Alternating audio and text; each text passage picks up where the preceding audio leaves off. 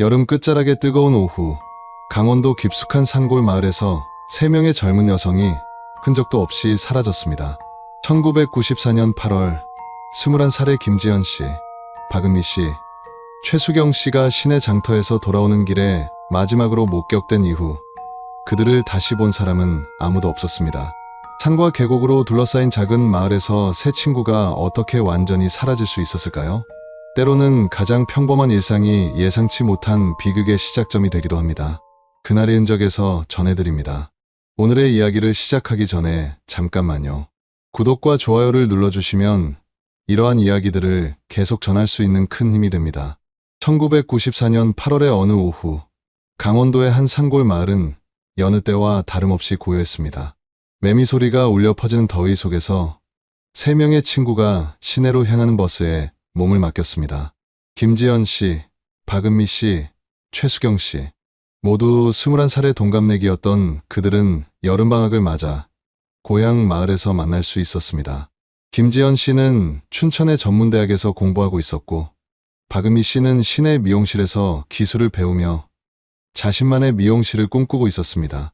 최수경 씨는 마을 농협에서 임시직으로 일하며 정규직 채용을 기다리고 있었죠. 각자 다른 길을 걷고 있었지만 어릴 적부터 함께 자란 이들의 우정은 여전히 깊었습니다. 그날 세 사람이 시내 장터로 간 이유는 특별하지 않았습니다. 여름 끝자락의 장보기, 그리고 오랜만에 만난 친구들과의 수다가 전부였죠. 장터는 시골 사람들에게 단순한 쇼핑 장소 이상의 의미를 가지고 있었습니다. 사람들을 만나고 소식을 나누며 일상의 활력을 얻는 곳이었으니까요. 오후 내내 장터를 돌아다니며 이야기꽃을 피웠던 세 친구들은 해가 서쪽으로 기울어갈 무렵 집으로 돌아가기로 했습니다. 버스 정류장까지 걸어가는 길에서도 그들의 웃음소리는 끊이지 않았다고 합니다. 마을 주민인 최미정 씨는 그때의 모습을 이렇게 기억하고 있었습니다. 세 사람이 서로 장난을 치며 웃고 있었다고, 특별히 이상한 점은 없어 보였다고 말이죠. 오후 6시경 정류장에서 버스를 기다리는 세 사람의 모습이 마지막으로 목격되었습니다. 평범한 여름날 오후였고 평범한 귀가길이었습니다. 그 누구도 이것이 그들을 본 마지막 순간이 될 거라고는 생각하지 못했죠. 해가 뉘엿뉘엿 지던 그 시각 이후 세 사람은 마치 공기 속으로 사라진 것처럼 흔적을 감췄습니다. 그날 밤 각 집에서는 아이들이 돌아오지 않는다는 사실을 깨달았습니다. 시골에서는 해가 지면 집에 돌아오는 것이 당연한 일이었거든요. 평소 같으면 저녁 식사 시간에 맞춰 집에 들어왔을 그들이 밤이 깊어도 나타나지 않자 부모들의 가슴에는 불안이 자라나기 시작했습니다. 처음에는 혹시 어디서 시간을 보내고 있는 것은 아닐까 하는 희망적인 추측도 있었습니다. 하지만 밤 10시, 11시가 되어도 소식이 없자 상황의 심각성을 깨달았죠. 이웃들과 마을 사람들이 하나둘 모여들기 손전등을 들고 마을 곳곳을 뒤지기 시작했습니다. 그러나 그 어디에서도 세 사람의 흔적을 찾을 수 없었습니다. 새벽이 밝아올 때까지 이어진 수색은 아무런 성과를 거두지 못했습니다. 마을 사람들은 가능한 모든 곳을 샅샅이 뒤졌습니다. 산길, 개울가, 폐가, 심지어 우물까지도 확인했지만 세 사람과 관련된 어떤 단서도 발견되지 않았습니다. 신발 한 짝, 머리끈 하나, 심지어 발자국조차 남아있지 않았죠. 다음 날 아침 일찍 경찰서에 실종 신고가 접수되었습니다. 지방경찰서의 김영준 형사는 이 사건을 담당하게 되었는데 처음에는 단순한 가출 정도로 생각했다고 합니다. 21살이면 충분히 성인이고 친구들끼리 계획적으로 어디론가 떠났을 가능성도 있었으니까요. 하지만 가족들의 설명을 들어보니 상황이 그리 간단하지 않았습니다. 세 사람 모두 평소 늦게 들어온 적이 없었고 가족들에게 미리 말하지 않고 어디론가 가는 성격들이 아니었습니다. 특히 최수경 씨의 경우 다음날 농협 출근이 예정되어 있었는데 무단결근을 할 만한 이유가 전혀 없었죠. 김영준 형사를 비롯한 수사팀이 본격적인 수색에 나섰습니다. 경찰관 수십 명이 동원되어 마을 주변 산과 계곡을 구석구석 뒤졌습니다. 수색경까지 투입되었지만 그 어떤 흔적도 찾아낼 수 없었습니다. 마치 세 사람이 처음부터 존재하지 않았던 것처럼 완전히 사라져버린 상태였습니다. 더욱 이상한 점은 버스 기사들의 증언이었습니다. 그날 오후 해당 노선을 운행했던 모든 기사들을 만나 확인한 결과 세 사람이 버스에 탄 기록이 없었습니다. 정류장에서 버스를 기다리는 모습까지는 목격되었지만 실제로 버스에 올라탄 사람은 없었다는 것이죠. 그렇다면 그들은 정류장에서 어디로 간 것일까요? 마을로 돌아가는 길은 그 버스 노선이 유일했습니다. 걸어서 갈 수 있는 거리가 아니었죠. 산길을 통해 돌아간다는 것도 현실적으로 불가능했습니다. 험한 산악 지형에다가 해가 지고 있는 상황에서 세 명의 젊은 여성이 혼자 산길을 택했을 리는 없었으니까요. 수사팀은 다른 가능성들을 검토하기 시작했습니다. 혹시 누군가가 차량을 이용해 그들을 데려간 것은 아닐까요? 하지만 정류장 주변에서 수상한 차량을 목격한 사람은 아무도 없었습니다. 1994년 당시에는 CCTV가 거의 보급되지 않았던 시절이라 객관적인 증거를 찾기가 매우 어려웠습니다. 장터에서의 행적도 꼼꼼히 조사되었습니다. 상인들과 다른 방문객들을 대상으로 광범위한 조사가 이뤄졌지만 특별한 단서는 나오지 않았습니다. 세 사람은 평범하게 장을 보고 평범하게 대화를 나누며 평범하게 정류장으로 향했을 뿐이었습니다. 그 어떤 이상한 행동이나 수상한 인물과의 접촉도 없었다는 것이 일치된 증언이었죠. 수색 범위는 점차 확대되었습니다. 마을 주변뿐만 아니라 인근 시군까지 수색 영역이 넓어졌고 경찰서 간 공조 수사도 시작되었습니다. 혹시 다른 지역에서 비슷한 사건이 발생했거나 관련된 제보가 있는지 확인하기 위해서였죠. 하지만 그 어디서도 세 사람과 관련된 정보를 얻을 수 없었습니다. 일주일이 지나도 아무런 진전이 없자 사건은 언론의 관심을 끌기 시작했습니다. 세 명의 젊은 여성이 동시에 사라진다는 것 자체가 매우 이례적인 일이었고 그 어떤 단서도 없다는 점에서 더욱 미스터리한 사건으로 받아들여졌습니다. 신문과 방송에서 사건을 다루기 시작했고 전국적인 관심이 이 작은 산골 마을로 쏠렸습니다. 언론 보도가 시작되면서 마을의 일상은 완전히 뒤바뀌었습니다. 평소 조용했던 산골 마을에 기자들과 방송국 취재진들이 몰려들었고 마을 사람들은 갑작스러운 관심에 당황스러워했습니다. 하지만 더 큰 문제는 따로 있었습니다. 사건이 전국적으로 알려지면서 마을 내부에서도 서로를 의심하는 시선들이 생겨나기 시작한 것이죠. 마을 이장이었던 이만호 씨는 상황을 수습하려 노력했지만 점점 복잡해져가는 상황을 감당하기 어려웠습니다. 외부에서는 마을에 뭔가 숨겨진 비밀이 있는 것은 아니냐는 추측들이 나돌기 시작했고 마을 사람들은 그런 시선들이 부담스러워했습니다. 평생을 함께 살아온 이웃들 사이에도 미묘한 긴장감이 감돌았습니다. 수사팀은 마을 사람들을 대상으로 한 더욱 세밀한 조사를 진행했습니다. 그날 오후 누군가 수상한 행동을 하지 않았는지, 평소와 다른 모습을 보인 사람은 없었는지 꼼꼼히 확인했습니다. 하지만 대부분의 사람들은 평범한 일상을 보냈다고 답했고 특별히 눈에 띄는 점을 발견할 수 없었습니다. 그런 가운데 몇 가지 작은 단서들이 나타나기 시작했습니다.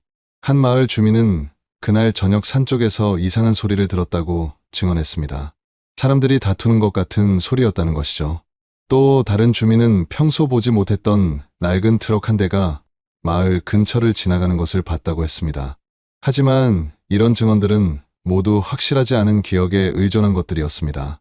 시간이 흐를수록 증언의 내용들은 점점 더 구체적으로 변화했습니다. 처음에는 뭔가 이상한 소리를 들었다고 했던 사람이 나중에는 분명히 여자들이 소리를 지르는 것 같았다고 말을 바꿨습니다. 기억이라는 것이 얼마나 불완전하고 변화하기 쉬운 것인지를 보여주는 사례였죠. 수사팀은 이런 증언들의 신뢰성에 의문을 가질 수밖에 없었습니다. 김영준 형사는 점점 더 큰 압박감을 느끼고 있었습니다. 전국적인 관심을 받는 사건을 담당하고 있었지만 단서 하나 제대로 잡지 못하고 있었으니까요. 상급자들로부터는 빠른 해결을 요구받고 있었고 언론에서는 수사의 진전 상황을 계속 묻고 있었습니다. 하지만 현실적으로 수사할 수 있는 선택지들이 점점 줄어들고 있었습니다. 이런 상황에서 수사팀은 좀 더 과감한 방법을 시도하기로 했습니다. 마을 전체를 대상으로 한 전면적인 수색을 다시 한번 실시한 것이죠. 이번에는 이전보다 더 넓은 범위를 더 세밀하게 조사했습니다. 폐가, 창고, 헛간, 심지어 개인 주택의 지하실까지도 확인했습니다. 물론 수색 영장을 발부받고 진행한 것이었지만 마을 사람들에게는 불쾌한 경험이었을 것입니다. 그러나 이 대대적인 수색에서도 아무것도 발견되지 않았습니다. 세 사람의 흔적은 완전히 사라진 상태였습니다. 오가지 하나, 개인 소지품 하나조차 찾을 수 없었죠. 이런 상황은 수사팀에게 새로운 가설을 제시했습니다. 혹시 이 사건이 계획적인 범죄의 결과는 아닐까 하는 의심이 든 것입니다. 만약 누군가가 의도적으로 세 사람을 데려갔다면 흔적을 남기지 않기 위해 매우 치밀하게 계획했을 가능성이 있었습니다. 하지만 그렇다면 동기가 무엇일까요? 세 사람은 모두 평범한 젊은 여성들이었고 특별한 원한 관계나 금전적 문제를 가진 사람들이 아니었습니다. 납치를 당할 만한 이유를 찾기 어려웠죠. 수사는 계속되었지만 시간이 흐를수록 희망은 줄어들어갔습니다. 한 달이 지나도 아무런 소식이 없었고 제보 전화로 들어오는 정보들도 대부분 확인되지 않는 내용들이었습니다. 가족들은 매일 경찰서를 찾아가 수사 진행 상황을 물어봤지만 들을 수 있는 대답은 항상 같았습니다. 아직 단서를 찾지 못했다는 말뿐이었죠. 한 달이 지나면서 수사는 새로운 국면을 맞게 되었습니다. 초기에 집중적인 수색이 성과를 거두지 못하자 수사팀은 좀 더 광범위한 접근법을 시도하기 시작했습니다. 혹시 세 사람이 자발적으로 어디론가 갔을 가능성 또는 사고를 당했을 가능성 등 모든 경우의 수를 다시 검토하기 시작한 것이죠. 가족들은 희망을 놓지 않으려 노력했습니다. 김지연 씨의 아버지인 김종칼 씨는 매일 새벽부터 산을 헤맸습니다. 혹시라도 놓친 곳이 있을까봐 딸의 흔적을 조금이라도 찾을 수 있을까 봐서였죠. 농사일도 제대로 하지 못한 채 온종일 수색에만 매달렸습니다. 마을 사람들이 말려도 소용없었습니다. 내가 직접 찾아야 한다는 생각뿐이었거든요. 박은미 씨의 어머니인 박순애 씨는 다른 방식으로 딸을 찾으려 했습니다. 매일 신문을 꼼꼼히 읽으며 비슷한 사건이나 관련 기사가 있는지 확인했고 전국 각지에서 들어오는 제보들을 일일이 메모해 두었습니다. 혹시 어딘가에서 딸과 비슷한 사람을 봤다는 소식이라도 있으면 직접 찾아가 확인하기도 했죠. 최수경 씨의 오빠인 최영수 씨는 가장 적극적으로 수사에 참여했습니다. 경찰과 함께 수색에 나서는 것은 물론이고 독자적으로도 조사 활동을 벌였습니다. 여동생의 친구들을 만나 혹시 평소 이상한 점은 없었는지, 누군가로부터 위협을 받은 적은 없는지 자세히 물어봤습니다. 하지만 그 어떤 특별한 정보도 얻을 수 없었습니다. 이런 가운데 전국 각지에서 제보가 들어오기 시작했습니다. 서울 지하철에서 비슷한 사람들을 봤다. 부산 해변에서 3명의 젊은 여성이 함께 있는 걸 봤다는 식의 목격담들이었죠. 수사팀은 이런 제보들을 하나하나 확인해야 했습니다. 대부분은 다른 사람을 잘못 본 것이거나 기억의 착각이었지만 혹시라도 하는 마음에 모든 제보를 소홀히 할 수는 없었습니다. 특히 인상 깊었던 제보 중 하나는 대전에서 들어온 것이었습니다. 한 시민이 시내 번화가에서 3명의 젊은 여성이 함께 걸어가는 모습을 봤다며 그중 한 명이 실종된 소녀들과 매우 비슷해 보였다고 신고했습니다. 수사팀은 즉시 대전으로 출동했고 CCTV 확인과 주변 탐문 수사를 벌였습니다. 하지만 결과적으로는 전혀 다른 사람들이었습니다. 이런 일들이 반복되면서 가족들의 감정은 희망과 절망 사이를 오갔습니다. 제보가 들어올 때마다 혹시나 하는 기대감이 생겼지만 확인 결과가 나올 때마다 다시 실망해야 했습니다. 이런 과정이 반복되면서 가족들의 심리적 고통은 더욱 깊어져만 갔죠. 수사팀도 비슷한 어려움을 겪고 있었습니다. 매일 수십 건의 제보가 들어왔지만 대부분은 확인해봐야 할 가치가 없는 것들이었습니다. 하지만 혹시라도 놓칠 수 있는 단서가 있을까 봐 모든 제보를 신중하게 검토해야 했죠. 이런 과정에서 정말 중요한 단서를 놓칠 위험도 있었습니다. 한편으로는 좀 더 체계적인 접근도 시도되었습니다. 프로파일링 전문가들이 사건을 분석하기 시작한 것이죠. 세 사람이 동시에 사라진다는 것이 일반적이지 않다는 점에서 이것이 우발적인 사건일 가능성은 낮다고 판단했습니다. 계획적인 범죄일 가능성이 높다는 것이었죠. 하지만 그렇다면 범인의 동기가 무엇인지, 어떤 방법을 사용했는지에 대한 의문은 여전히 남아 있었습니다. 세 사람을 동시에 통제한다는 것은 쉬운 일이 아니었을 텐데 과연 혼자서 할 수 있는 일이었을까요? 만약 공범이 있었다면 지금까지 아무도 입을 열지 않은 것도 이상했습니다. 계절이 바뀌어 가을이 되었지만 사건은 여전히 미궁 속에 있었습니다. 수사팀의 노력에도 불구하고 실질적인 진전은 없었고 언론의 관심도 점차 다른 사건들로 옮겨갔습니다. 하지만 가족들에게는 시간이 멈춘 것 같았습니다. 매일이 그날의 연속이었고 매 순간이 기다림의 연속이었죠. 1995년 8월 사건이 발생한 지 정확히 1년이 지났습니다. 그동안 크고 작은 제보들이 이어졌지만 결정적인 단서는 여전히 나타나지 않았습니다. 가족들은 일주기를 맞아 작은 추도식을 준비하고 있었고 마을 사람들도 조용히 그들을 기억하고 있었습니다. 그런데 바로 그때 예상치 못한 발견이 있었습니다. 마을 외곽에 있던 오래된 헛간에서 새 소녀들의 소지품 몇 점이 발견된 것입니다. 헛간을 청소하러 갔던 마을 주민이 구석진 곳에서 낡은 가방과 함께 몇 가지 물건들을 찾아낸 것이죠. 그 안에는 김지연 씨의 신분증, 박은미 씨가 장터에서 샀던 작은 손거울, 그리고 최수경 씨의 것으로 추정되는 헤어핀이 들어 있었습니다. 발견 소식을 들은 가족들은 즉시 현장으로 달려갔습니다. 1년 만에 처음으로 찾아낸 딸들의 흔적이었거든요. 김종팔 씨는 딸의 신분증을 손에 들고 한참을 말없이 서 있었다고 합니다. 박순애 씨는 손거울을 보며 눈물을 흘렸죠. 딸이 그토록 소중히 여겼던 물건이었거든요. 하지만 수사팀에게는 새로운 의문이 생겼습니다. 그 헛간은 사건 초기에 이미 여러 차례 수색했던 곳이었기 때문입니다. 당시에는 아무것도 발견되지 않았는데 1년이 지나서 갑자기 물건들이 나타난 것이죠. 이것은 누군가가 나중에 의도적으로 그 물건들을 그곳에 둔 것일 가능성을 시사했습니다. 김영준 형사는 이 발견을 계기로 수사를 재개했습니다.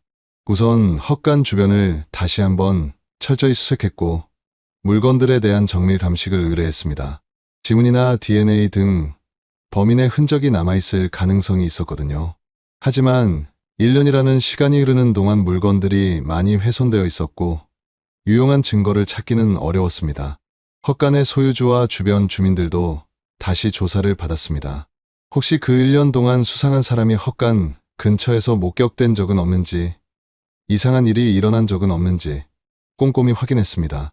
하지만 대부분의 사람들은 특별한 것을 본 기억이 없다고 답했습니다. 헛간은 평소에도 사람들이 자주 찾지 않는 곳이었거든요. 물건들의 상태도 자세히 분석되었습니다. 1년 동안 야외에 방치되었다면 더 많이 훼손되어 있어야 정상이었는데 비교적 양호한 상태였습니다. 이는 물건들이 처음부터 그곳에 있었던 것이 아니라 비교적 최근에 옮겨진 것일 가능성을 뒷받침했습니다. 수사팀은 새로운 가설을 세우기 시작했습니다. 혹시 범인이 다른 곳에 물건들을 숨겨두었다가 수사의 열기가 식을 무렵을 보아 헛간에 옮겨놓은 것은 아닐까요? 그렇다면 범인은 여전히 이 지역에 있으면서 상황을 지켜보고 있을 가능성이 있었습니다. 하지만 다른 해석도 가능했습니다.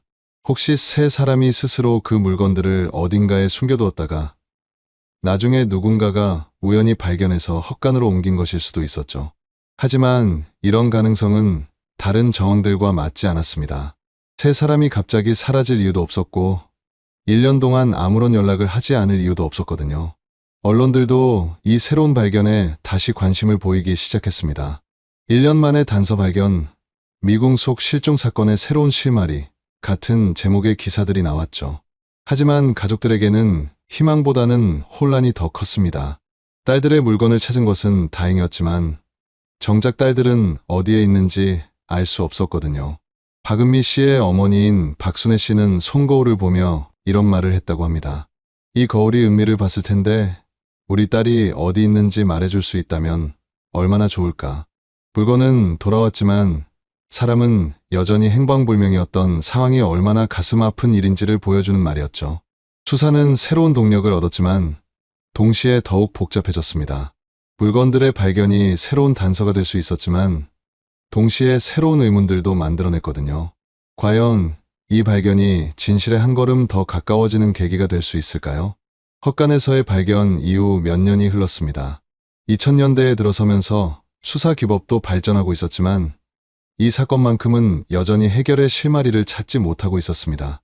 그런데 2004년 사건이 발생한 지 10년이 지난 시점에서 예상치 못한 일들이 연달아 일어나기 시작했습니다. 가장 먼저 나타난 사람은 당시 마을에서 자비를 하며 지내던 이모 씨였습니다. 그는 갑자기 경찰서에 나타나 그날 밤 새 소녀를 봤다고 주장했습니다. 10년 동안 침묵하고 있다가 갑자기 나타난 증언이었죠. 그는 자신이 그날 밤 산길에서 세 사람이 누군가와 함께 걸어가는 모습을 목격했다고 말했습니다. 수사팀은 이 새로운 증언에 큰 관심을 보였습니다. 혹시라도 지금까지 놓쳤던 중요한 단서일 수 있었거든요. 이모 씨는 자세한 조사를 받았고 그가 기억하고 있는 당시 상황에 대해 구체적으로 진술했습니다.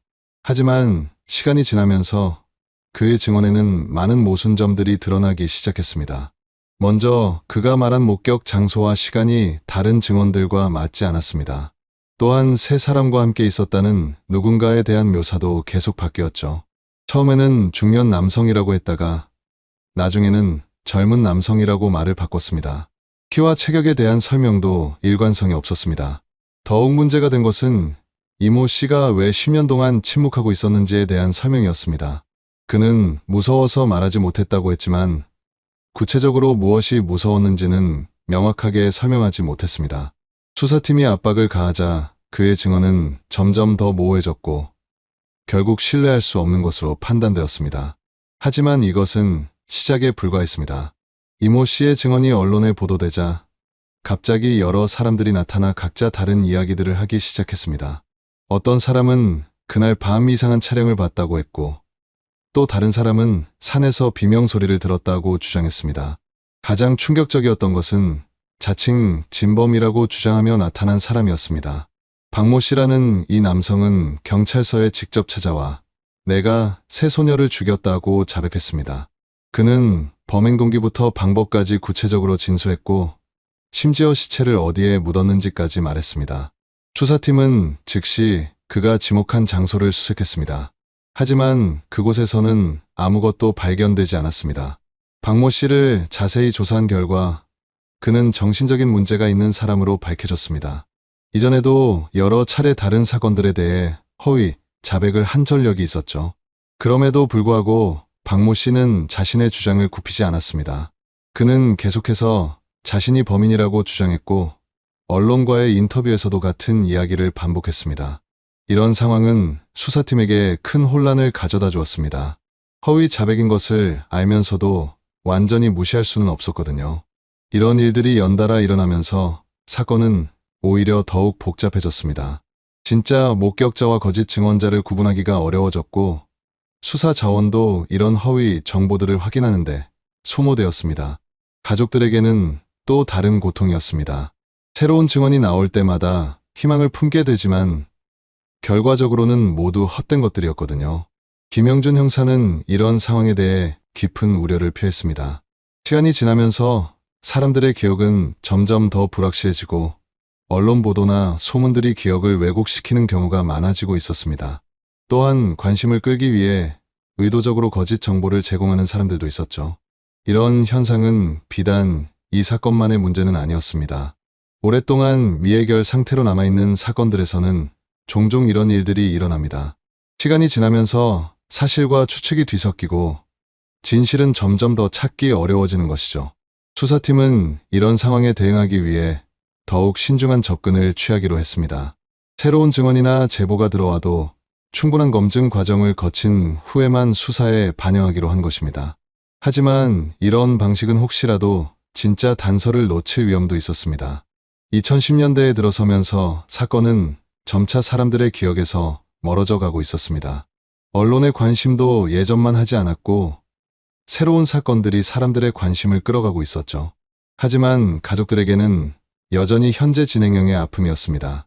매년 8월이 되면 그날을 떠올리며 가슴 아파했고 혹시나 하는 마음으로 소식을 기다렸습니다. 마을의 분위기도 많이 바뀌었습니다. 사건 초기에는 온 마을이 하나가 되어 수색에 나섰고 서로를 격려하며 희망을 잃지 않으려 했습니다. 하지만 시간이 지나면서 사건에 대한 언급 자체가 금기시되는 분위기가 되었죠. 마을 사람들은 이 일을 되도록 입에 올리지 않았고 외부인들이 사건에 대해 물어오면 불편해했습니다. 김지연 씨의 아버지인 김종칼 씨는 여전히 포기하지 않고 있었습니다. 나이가 들어 체력은 예전 같지 않았지만 가끔씩 산을 오르며 딸을 찾는 일을 멈추지 않았습니다. 마을 사람들은 그런 그를 안타깝게 바라보았지만 말리지는 않았습니다. 아버지의 마음을 이해할 수 있었거든요. 박은미 씨의 어머니인 박순애 씨는 건강이 많이 악화되어 있었습니다. 오랜 기간 계속된 스트레스와 걱정이 몸에 무리를 준 것이죠. 결국 친척들의 도움으로 다른 지역으로 이사를 가게 되었습니다. 딸을 찾겠다는 마음은 변함없었지만 마을에 계속 머물기에는 너무 힘들었던 것입니다.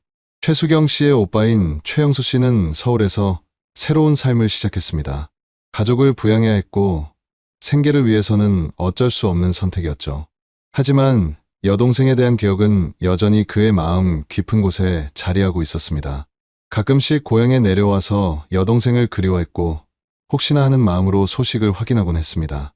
한편 수사 기술의 발전으로 새로운 가능성들이 열리기도 했습니다. DNA 분석 기술이 발달하면서 과거에는 분석할 수 없었던 미세한 증거물들도 검사할 수 있게 되었죠. 헛간에서 발견된 물건들을 다시 한번 정밀 분석해봤지만 결과적으로 새로운 단서를 찾지는 못했습니다. 디지털 기술의 발달도 수사에 도움이 될 수 있었습니다. 과거의 수사 기록들을 전산화하고 다른 지역의 유사 사건들과 비교 분석하는 것이 가능해졌거든요. 하지만 이런 새로운 기술들도 이미 너무 많은 시간이 흘러버린 이 사건에서는 한계가 있었습니다. 수사를 담당했던 김영준 형사는 이미 정년퇴직을 했습니다. 그는 퇴직 후에도 종종 이 사건을 떠올렸습니다. 자신의 경찰 생활에서 가장 아쉬웠던 사건으로 기억하고 있었거든요.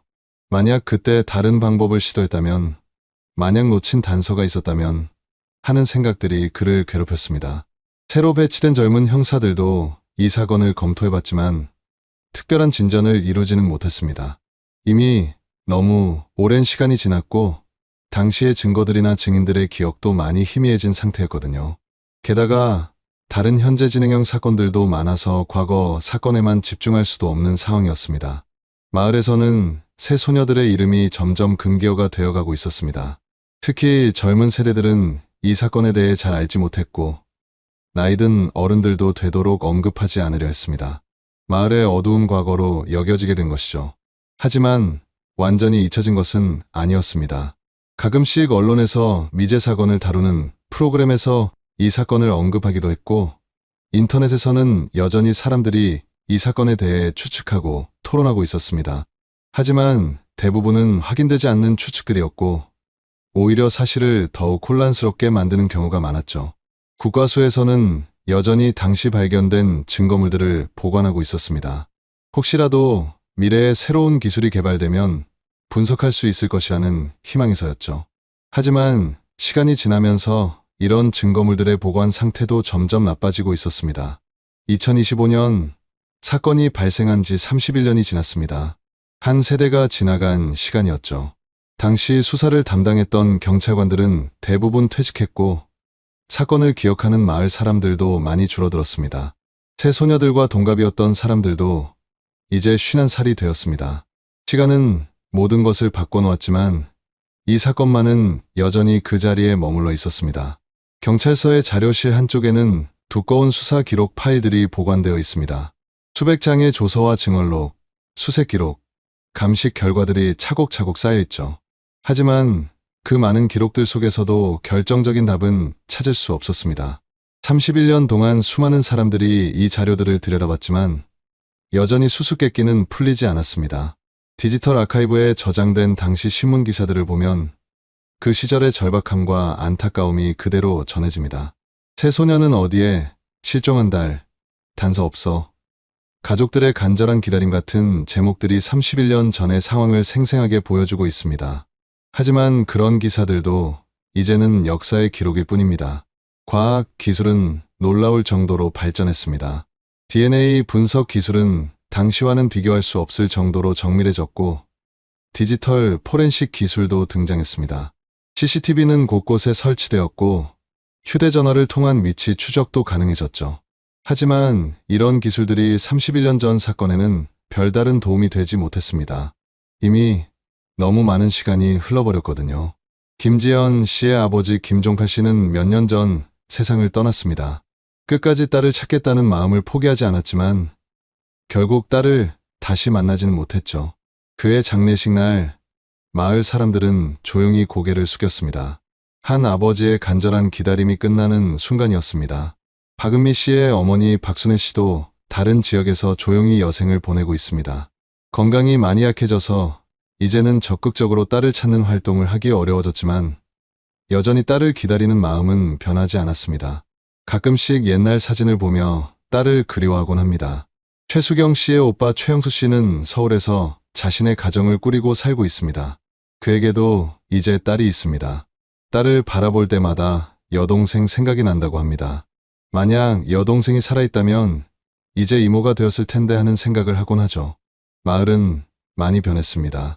젊은 사람들은 대부분 도시로 떠났고 새로운 주민들이 들어와 살고 있습니다. 31년 전 그 사건을 기억하는 사람들은 이제 소수가 되었습니다. 새로 이사 온 사람들은 이런 일이 있었다는 것 자체를 모르는 경우가 많죠. 그래도 가끔씩은 이 사건이 사람들에게 회자되기도 합니다. 미제 사건을 다루는 TV 프로그램에서 재조명하기도 하고 인터넷 커뮤니티에서 사람들이 추리를 해보기도 합니다. 하지만 대부분은 추측에 불과할 뿐 새로운 사실이 밝혀지는 경우는 거의 없습니다. 전문가들은 이런 오래된 미제 사건에 대해 복합적인 시각을 가지고 있습니다. 시간이 지나면서 증거는 사라지고 기억은 흐려지지만 반대로 새로운 기술의 발전으로 과거에는 불가능했던 분석이 가능해지기도 합니다. 또한 시간이 지나면서 관련자들이 마음을 열고 진실을 말할 가능성도 있다고 봅니다. 하지만 현실적으로 31년이 지난 사건이 해결될 가능성은 그리 높지 않습니다. 당시의 증인들은 대부분 나이가 들었거나 세상을 떠났고 물리적 증거들도 많이 소실되었습니다. 만약 범인이 있었다면 그 역시 이미 나이가 많이 들었을 것이고 진실을 밝힐 동기도 약해졌을 것입니다. 그렇다면 이 사건은 영원히 미궁 속에 남게 될까요? 아마도 그럴 가능성이 높습니다. 하지만 그렇다고 해서 이 사건이 완전히 의미 없는 것은 아닙니다. 이 사건은 우리에게 여러 가지 교훈을 주고 있습니다. 첫째로, 평범한 일상이 얼마나 소중한 것인지를 깨닫게 해줍니다. 1994년 8월 그날도 세 소녀들에게는 평범한 하루였을 것입니다. 친구들과 장을 보고 수다를 떨고 집으로 돌아가는 일상적인 하루 말이죠. 하지만 그런 평범함이 얼마나 귀중한 것인지를 이 사건은 보여줍니다. 둘째로, 가족의 사랑이 얼마나 깊고 지속적인 것인지를 알 수 있습니다. 31년이 지나도록 포기하지 않는 가족들의 모습에서 우리는 진정한 사랑이 무엇인지를 배울 수 있습니다. 김종팔 씨가 마지막까지 딸을 찾으려 했던 모습, 박순애 씨가 여전히 딸을 기다리고 있는 모습은 부모의 사랑이 얼마나 위대한 것인지를 보여줍니다. 셋째로, 기억과 기록의 중요성을 생각하게 됩니다. 시간이 지나면서 사건은 사람들의 기억에서 사라져가지만 기록을 통해서는 여전히 남아 있습니다. 이런 기록들이 있기 때문에 우리는 과거의 사건들을 기억하고 교훈을 얻을 수 있는 것이죠. 넷째로, 진실을 찾는 일이 얼마나 어려운 것인지를 깨닫게 됩니다. 수많은 사람들이 31년 동안 이 사건의 진실을 찾으려 노력했지만 여전히 답을 찾지 못했습니다. 이는 진실이라는 것이 때로는 영원히 숨겨질 수도 있다는 현실을 보여줍니다. 마지막으로, 그럼에도 불구하고 희망을 포기하지 않는 것의 중요성을 생각하게 됩니다. 비록 31년이 지났지만 언젠가는 진실이 밝혀질 수도 있습니다. 새로운 기술의 발전으로 또는 예상치 못한 증언으로 말이죠. 희망을 완전히 포기해버리는 순간 진실을 찾을 가능성도 사라져버립니다. 지금도 어디선가 김지연 씨, 박은미 씨, 최수경 씨를 기억하고 있는 사람들이 있을 것입니다. 31년 전 그 여름날 웃음소리를 내며 정류장에 서 있던 세 젊은 여성의 모습을 기억하는 사람들 말이죠. 비록 그들이 어디에 있는지는 알 수 없지만 그들을 기억하는 한 그들은 완전히 사라진 것이 아닙니다. 1994년 8월의 그날 강원도 산골 마을의 정류장에서 시작된 이야기는 이렇게 31년이 지난 지금까지도 계속되고 있습니다. 답을 찾을 수 없는 질문들, 풀리지 않는 수수께끼들, 그리고 여전히 그들을 기다리는 사람들의 마음과 함께 말이죠. 31년이라는 긴 시간 동안 풀리지 않은 이 사건은 우리에게 많은 것을 생각하게 합니다. 때로는 아무리 노력해도 찾을 수 없는 답들이 있다는 현실, 그럼에도 불구하고 포기하지 않는 사람들의 마음, 그리고 평범한 일상이 얼마나 소중한 것인지에 대한 깨달은 말입니다. 우리는 이 사건을 통해 가족의 사랑이 얼마나 깊고 지속적인 것인지를 배웠습니다. 또한 진실을 찾는 일이 때로는 매우 어렵고 긴 과정이라는 것도 알게 되었죠. 하지만 그렇다고 해서 희망을 포기해서는 안 된다는 교훈도 얻었습니다. 김지연 씨, 박은미 씨, 최수경 씨. 이 세 사람의 이름과 그들의 이야기는 비록 미궁 속에 남아있지만 우리가 기억하는 한 완전히 사라지지는 않을 것입니다. 그들을 사랑했던 가족들의 마음과 함께 언젠가 진실이 밝혀지기를 바라는 모든 사람들의 희망과 함께 말입니다. 어쩌면 진실은 우리가 상상하는 것보다 더 가까운 곳에 있을지도 모릅니다. 또는 영원히 알 수 없는 곳에 있을지도 모르죠. 하지만 중요한 것은 그들을 기억하고 그들의 이야기를 전하며 언젠가 올지도 모르는 그날을 기다리는 것입니다. 그날인 적은 앞으로도 세상이 기억해야 할 사람들의 이야기를 전하겠습니다. 구독과 좋아요는 그 기억을 더 멀리 퍼뜨리는 힘이 됩니다. 시청해 주셔서 감사합니다.